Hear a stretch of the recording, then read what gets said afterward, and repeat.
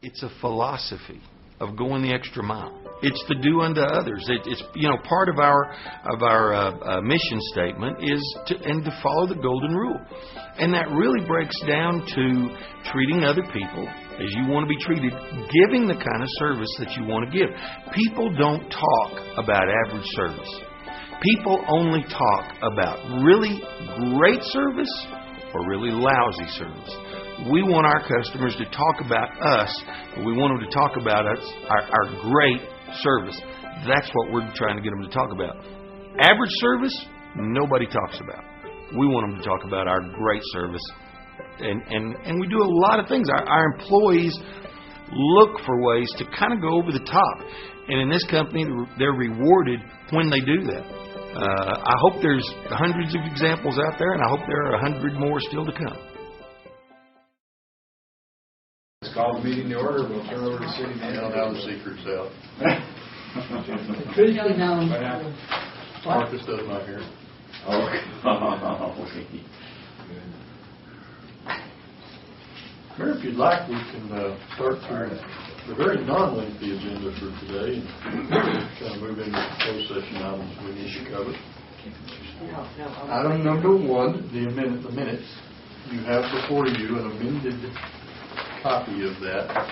In all cases, the members voting for approval on items was corrected 4-0, but in the text, Commissioner Escalade was listed as voting, and obviously she was not here and did not do so. So you have that before you. I caught it, but I didn't call in. I got here. I circled it. So everybody read it, and everybody caught it this time. But you do have the correct copy there before you. Item number 2. Kelly. Ordinance 7391, changing the zoning. Excuse me. Plan development 358 and residential 1 to amended plan development. The map will be right in front of that page. Kelly. This piece of property has a little history with it. Good. Thank you. It's a church, and it's within a neighborhood. This whole neighborhood was owned R1, basically. But it's been a long time. This is a little different than some churches, although this situation occurs in other places. But the south and east side or west side of the property are facing the neighborhood. The east side is facing Western, which has a lot of commercial activity north of it, and then across the street from Western. Not too long ago, they requested, and because institutional uses are allowed within residential districts, their signage that they're allowed is very restricted. They don't get a lot of signage. And so they had requested a plan development not too long ago to be allowed to have a little more signage along the Western Street side than what would typically be allowed for an institution. At that time, nobody saw any problem with that. It wasn't like it was facing across the street from other residences. So that plan development was approved for particular signs along that eastern side. They now have come back and they're wanting to do an addition. They bought up some property to the south of them. They're wanting to build a children's building, and along with that comes additional parking requirements.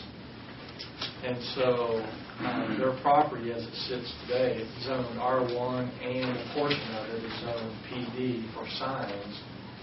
And when they started talking about doing this building, they wanted to know what would they have to do. Could they still do it in R1? Did the PD restrict them from doing it? And when they showed us what they were doing, we preferred, instead of putting the parking, in which they agreed to, that everything would be better if it was all along the Western Street frontage and as little of impact as possible along the Buffalo Trail street side. In order to do that, to get the required parking and to move it, They requested to have their building setback on the western side be just a couple feet less than 15 feet. So I guess long story short, in order to do all this, we said, instead of trying to figure out if it's R1 zoning and what applies and all, let's just once and for all zone this as one plan development, have one site plan. That way, staff knows what you're doing. The residents, even more importantly, the residents know what you're doing. They have some input on what you're doing, and basically what they're doing the PD for is to have a 15-foot setback instead of a 25-foot setback for that new children's building, which would do two things. We think that would benefit the property owner. Number one, instead of having a parking lot and two drives associated with the new parking, that would go over on the east side of the property, and in place of that, they would have an architecturally well-done building because we have architectural requirements. They would eliminate the two drives, so they would have less traffic coming in and out of their neighborhood street, and you'd have a landscape buffer there instead of the parking lot. So, because normally when we do PDs, we normally don't like to lessen what would normally be required, but because of this situation, we felt that giving them the opportunity to have the building with a 15-foot setback instead of a 25-foot setback would allow them to put that parking over there and benefit the residents. The rest of the proposed development standards are really what's existing. It shows the building footprints, the lot coverages. We did put architectural requirements on this building and any future buildings that would have to be architecturally compatible with the existing building. So all in all, we also required recessed lighting along the Buffalo Trail side.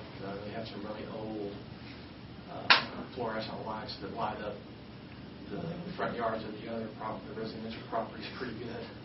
So those will be changed out. We haven't had any negative comments. Had a couple of calls, and they would rather have the landscape buffer there rather than the parking lot there. They definitely, anything to have less traffic, both callers agreed with that. So, given all that, the Planning and Zoning Commissioners felt that the plan development was appropriate, but the reduction of the setback in this case provided more benefit than requiring. Plus, on Buffalo, it also eliminates two accesses. Two drives. Yeah. So that ought to really cut down on traffic. Right. Yeah.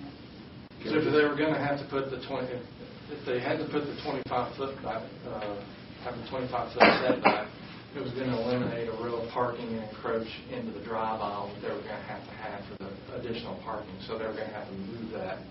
They'd have to move it a little bit further back and put all that on the west side. So they just kind of flipped it and pushed it over.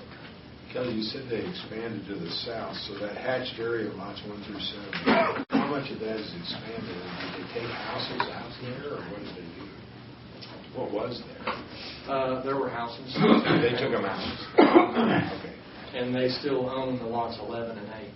And there's no impairment to make a left turn when you're trying to see down west or turning left off of 47 with this closer setback to the corner, to the street?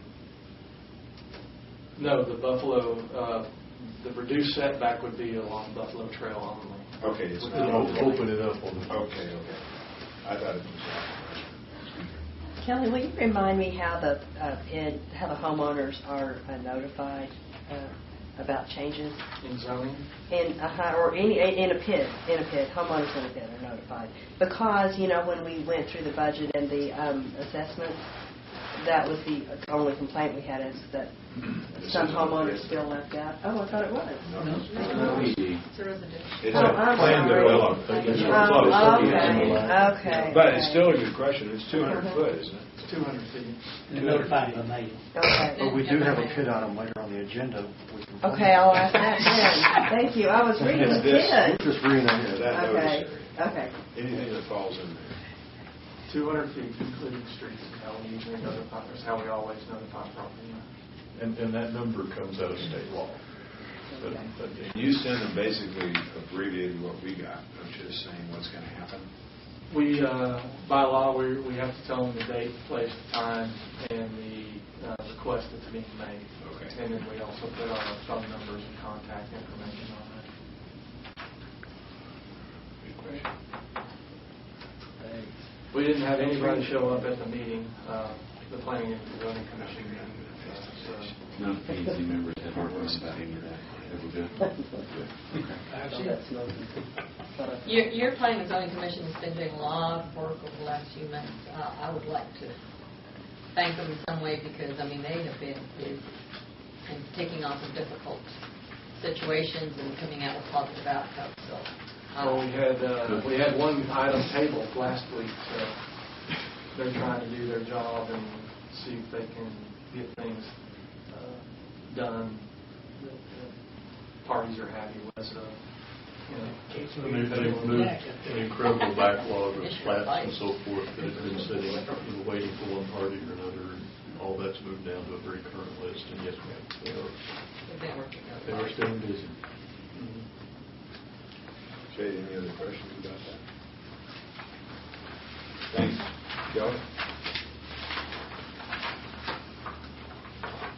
Okay, consent agenda. Consent item A, Greenways Unit 26, Public Improvement District Project.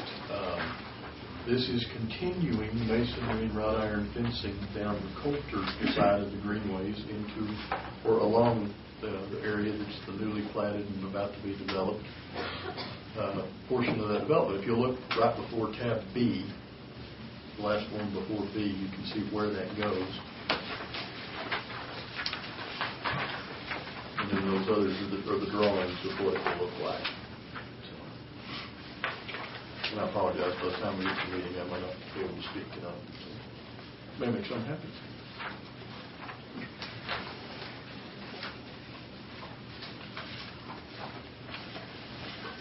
Has been reviewed and recommended by the TID board, and now comes back to you for that order.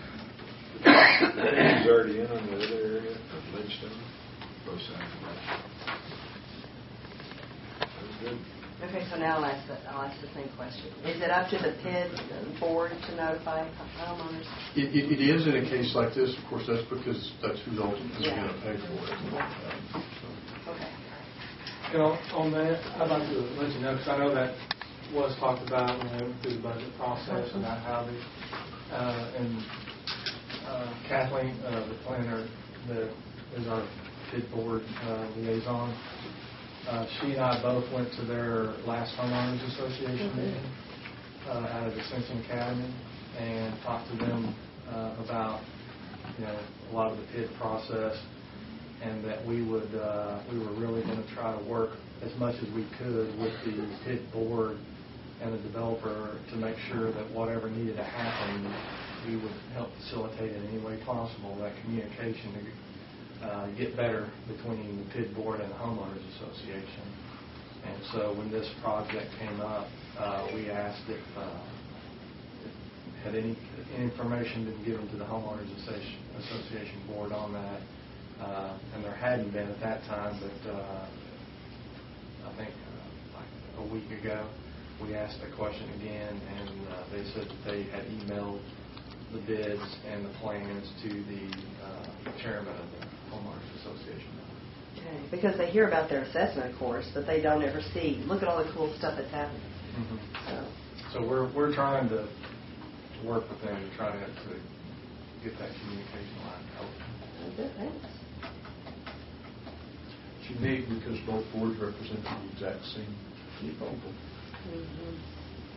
Yeah, I had a citizen ask me about that. Can we go to the Greenway? He said, well, why are you always? I said, well, no, you need to contact your homeowners association and your PID. It wasn't us. You agreed to pay for that.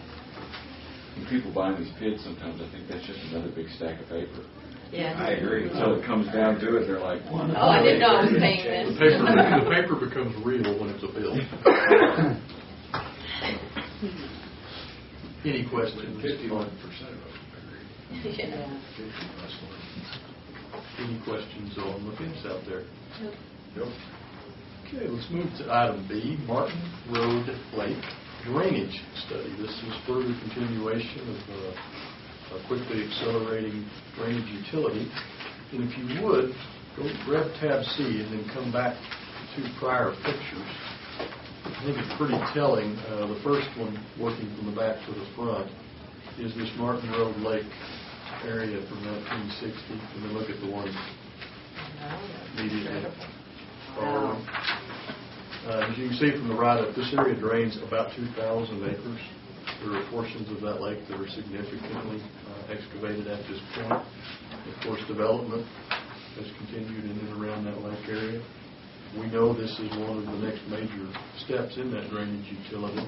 And to do that in the most effective and efficient manner possible, we'd ask for your approval to Is that Dale running through the old picture? I'm sorry. Is that Dale running Yeah. through? And then is this Martin Road? Because it kind of is a different angle. It's turned a little bit, yeah. It's Northeast 15th and Martin Road, and the 2 main roads. Okay. That are in that picture. It's out by the mortuary. Which one? Right at that How top. spatially challenged. See this floor houses, this Emmanuel Church is right You're doing that one, just down to the Yeah. drainage. That's there. No, good. Emmanuel. I get your long street, northeast 15. Which is an east-west road. Oh, yeah. There you go. So 15th is probably the one at the top of the back picture. That's probably 15th. And is this one kind of done like Lawrence? I might miss that. Did they just said they should continue to dig this one? Yes, sir. How deep is it? It's not very big. It's probably 20 feet, 25, something in that area. It's deep enough to hide a car. But that's about it. That's good to know. How do you Thank know you. that? 2 cars stacked up on top of each other. It's That's a little scary, Michael. You know, well, you know. You gotta hit it about 50. He knows where the bodies are buried. A car with a body. We'll only say that because this has had some of those situations where the dive team had to go out and actually investigate to see what's in the water. Not unlike a lot of the flies around town. It's just what it is. But the development, if you look at the colored picture, you can kind of see what the flooding area potential is. Yeah. And we're very concerned about that. We have a lot of, especially apartment complexes. We have an elementary school. We have some things in there that Children's we're really learning concerned about. Yeah. New Department of Public Health building. The new building is actually elevated up out of that. It's just they don't have a revised elevation on that. The lines were drawn before the picture was updated. So where's 15? But we're just concerned about the flooding issues. One on top. This is an area of high concern in our 1983 study when we created our drainage utility, our stormwater master plan. Yes. The consultant at that time identified several projects around this. And so the main purpose of this is once again to validate that those concerns are still valid today. And if they are, what would be the possible way to take a look at that? Some of the proposals that they had made back in the 80s were more at the mile-high level as opposed to the ground level.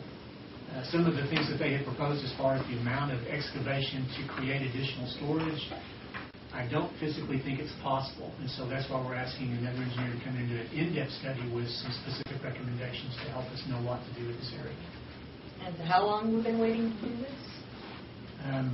Well, Since you the look at last- since the 1960, yeah. So it's a little overdue. We've identified the problem in the 80s, and so it's time to kind of do something. We think this is probably the best way to handle the stormwater money is to do a true study of this flyer, and then to identify the major projects that should come out of that study. And the next year we'll probably do a different playa and do the exact same thing. Good. Playa 1 year, the following year follow up with a stormwater project. Oh, that's paying off. Yeah. If you go out there today, there's little to no water in it. But Oh, we you need can to go out go in in. Norval Spring and you'll be right up to the road. Well, until this year, this never would have made the agenda. Correct. That's right. And not the last of them.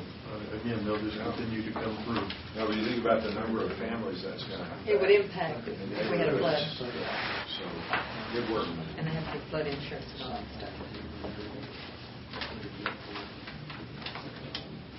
And the long So in that first picture, we hadn't been able to build the playground, the ballpark, parking lot, and do that because of where it's That's what we're just looking, you've got this, for example, south of the street, that big kidney shape. Is that kidney? Is that a lung? Pretty close. Yeah, it looks like a Don't little ask the liver. doctor.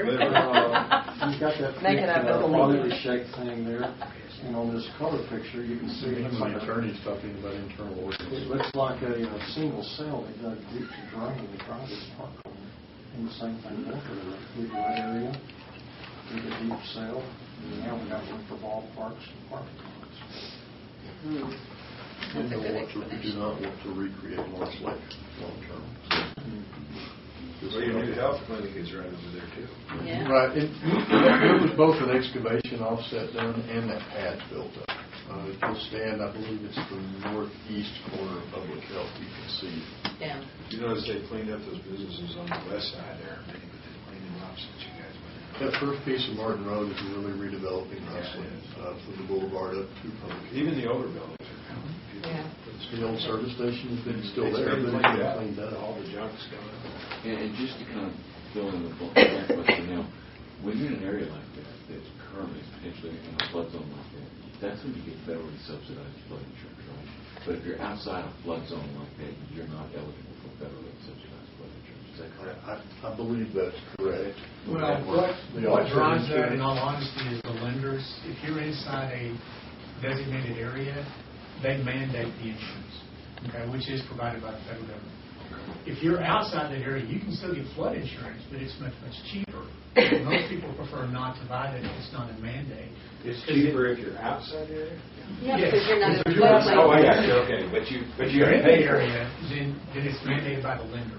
I see. Now, the other piece of that is we also, since we're part of that floodplain program at the federal level, we do have a certified floodplain manager, and we have to be involved as far as any improvements. And so there are certain requirements in that federal program that if you have an existing house, for example, and you wanted to add to it, but you're inside this floodplain, you may not be able to without, as the federal government requires, raising your house up above that elevation. Mm. Now, that's going to look kind of weird if you have to raise it 8-10 feet on your lot in order to comply. So those are the things that the federal government has done that we have to make sure we ensure that the building safety program and also the city engineer follow that floodplain program. So there's more involved than just the insurance, but there's also the improvements within those zones. It's a very comprehensive program. And when FEMA redraws that map, they're all subject to whatever FEMA's new map is? The maps are subject to change based upon the latest data. They've That's been correct. expanded. They will change based upon development. You have to remember that, like in the 1960 picture, you have to make assumptions on what the developments can actually be. Well, today we have a much better picture of what that actually is, and so therefore those elevations may go down based upon actual conditions as opposed to what the projections were at the beginning. So if you have a formal drainage utility and a plan, and you implement the plan, will that change the federal regulations when they come back and review them and update them? It can change the boundary, The boundary. It won't change the regulation. So it can change the insurability of various homes and whether or not you have flood insurance when you do all It can indeed. I got you. But and that process is, once again, a documented process. If we were to go in and excavate a certain volume, then the elevation would come down. So that would be the new limits of that required insurance by the lenders for the most part. But to do that, we can't just send them a letter saying, hey, we did this work. We've got to provide them with the engineering documentation. They can see the calculations. They review it. And we have to pay a fee to apply for that. But it's something that happens in a lot of the other parts of the state where they get a lot of rain continuously. And it's not just about digging the pit deeper, it's about potentially providing more efficient runoff and draining it out to another area. Yes. Yes. Okay. And All of that will work together. Just move a volume of water away from a certain place. is that any different for a business to get a homeowner to get that flood insurance? I'm not an expert, but I don't think it is. No, I think the you don't key have is to have finding an coverage. agent that understands, because there are some agents that do not give out proper information. They will tell you if you're outside the area, you can't get the insurance, and that is not true. Isn't it true that when we had that last flood, which I can't even remember how long ago that was, along I-40, some of the properties along I-40, East I-40, close to our Wild Horse, that some of those businesses now, if they were to try to renovate, update, do anything, they're in floodplain now. Some of those, the lines have moved. Some of That's the correct. hotels along I-40, That is correct. they're in a floodplain now where they never had been before because of that flood. that we had along I-40. Well, and then the FEMA, Jim, when we were on Commission 0405, they came to us and they said they're going to change this and we can file a protest that precludes them. And if we didn't, it would affect a lot of businesses negatively in those areas and probably homeowners. But so we did protest that a little bit, or did we? We had several areas where we went through that process, and it took us many years to go through the complete process to finally get the last set of maps that are approved by FEMA. While the lenders are insisting we get flood insurance, and if you don't, they get a big hiccup if they don't get flood insurance. Just as there were places that expanded, there were areas where those zones came down because of improvements that had been made. Of course, that's certainly much easier for a property owner to handle than yesterday I was not, and now I am today. Some agents will also sell you flood insurance, thinking that means if a pipe breaks, that you're covered. It has to be a natural. The unknowing consumer. The unknown has to be a natural flood. That's interesting. The federal program is called the NFIP, the National Flood Insurance Program, is where that derives. And that applies in the city limits fee, the Ogallala and have not for years and years and years, right? No, that's a whole separate discussion. It's a great question. Traditional recharge features for the Ogallala are the playas, but once they modify to where the zone that's permeable is covered, no. I mean, we're not screwing it up this way. It just hadn't been for years. Oh, no, this stuff's been going for years, and this neighborhood predates 1960. Predates cameras. We just didn't have them. Can't take any picture if you don't have a camera. You can draw. Artist rendering. Artist rendering. On a rock. Any more questions on the Martin Road drainage study? Item C, annual advertising contract with AGN Media. We're required to do this. This covers our print and our online products at an agreed upon rate. Since we never know exactly what we'll do each year, we base it on the prior year's spend, and the prior year's spend in this case was $99,564. So we just get a little pocket change back out of 100,000. You did last year. I remember this last year. Man. This is where the obligatory comments to Mr. Welch were usually made last year. Well, you would think I'd buy a little bit of good stuff. It's not your department. Just needed to prod a little, it'd come out. Did you hear that, Kevin? Okay. So that way we can put all our numbers. 100,000 goes a long way with me. And it has. It has. Have the requirements changed to where you can also do things electronically to post and so forth? And how valid are they? Not yet. But there's a bill filed this session. Of course, there was a bill filed the prior session and the session before. As you can imagine, those are pretty hard fought at the legislature. But until that law is changed, the majority of what you think of as our legal notices have to be published in print. Do you think for 100,000 we can get somebody to instruct us on how to access the new mobile app? I got it. Be able to get from my desktop. There was some problem Did with you it. pay for it? It gave me a message. It's open. Well, nothing's free. I will have to tell you, I have access. Do you really? I do. That's, of course, I don't carry around one of these He just opens pieces, it up. but it's at home I do. It works. He great. folds the paper and puts it in his pocket. No. That's mobile access. If I Sorry, Jim. Oh, brother. Is this considered sole source? But, yes. That's just coming back from my failed attempt to get the agendas on the iPad. Yeah. We probably I was should say ready. something about the independent being available. Oh, yeah. Absolutely. One. Yeah. George. That's why I'm saying We should sole at source least prints. Yeah, we should. All right, let's move on. Item D, aviation clear zone easement, typical and standard up there. Item 4, presentation. We actually have 2 presentations for you tonight, this being the first of the month, being the evening meeting. Chief Taylor will be here to go over the 2012 crime statistics and just kind of a general update about the police department, some of the expanded initiatives from last year and what the results were achieved by doing so. So you'll hear about directed patrol, your community-oriented policing, and some of the hot spots that they worked on, Thompson Park, Hamlet Park, Elwood, some downtown stuff. He does have the maps, so you'll be able to view those, and then he's available for questions if you may have them.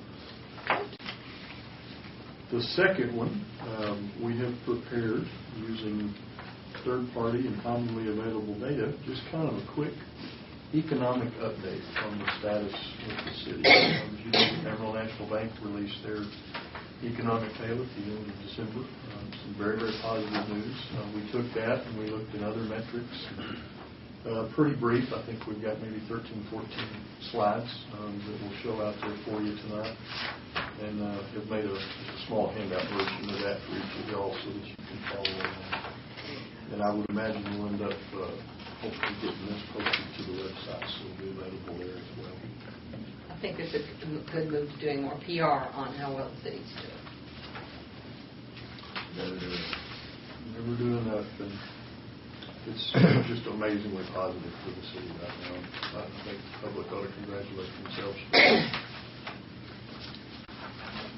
In other news, speaking of future agenda items, Marcus has continued to work as a follow-up to the presentation from Ms. Matthews last week about the different synthetic marijuana, those issues, and et cetera. I think we're close to having the draft resolution that was mentioned. We'll get with Ms. Matthews and have her look at it. And if that's within your wishes, we bring it back for a future agenda, I would say within the next 2 weeks. And the resolution would be targeted at reinforcing the need for the state legislature to act upon those bills that they have before them right now. They have, I think, 3.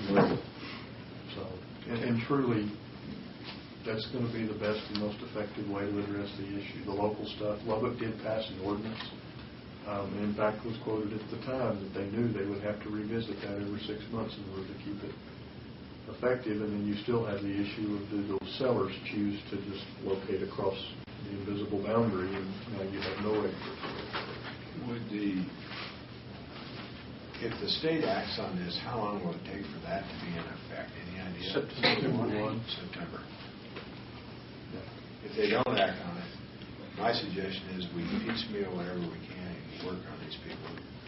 I know it's not simple. I know it's not good, but I think we do everything we can to support these people trying to get this out of our city.